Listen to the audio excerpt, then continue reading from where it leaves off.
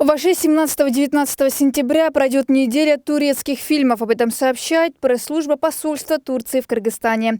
Мероприятие организовало Общество территориального мышления при поддержке посольства Турции в Кыргызстане, организации «Тюрксой», а также при содействии Министерства культуры, информации и туризма Кыргызстана и мэрии города Ош. Будут показаны фильмы «Волк», «Для нас он чемпион» и «Крутая команда» на бесплатной основе. Ожидается встреча режиссеров, актеров Турции с кинематографистами Кыргызстана.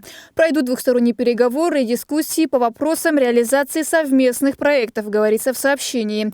Посол Турции в Кыргызстане Чингис Камыльфырат сообщил, что для турецкой стороны доставляет большую честь, что в 2019 году неделя турецких фильмов проводится в Аше, объявленном столицей культуры тюркского мира.